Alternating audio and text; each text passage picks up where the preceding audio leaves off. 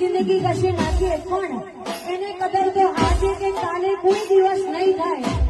અને હંમેશા દુનિયા ઇતિહાસ ગવા છે કે હંમેશા બધા મોઢા ઉપર સારું બોલીને પીઠ પાછળ તો વાતો જ કરતા હોય. માટે એ કાશી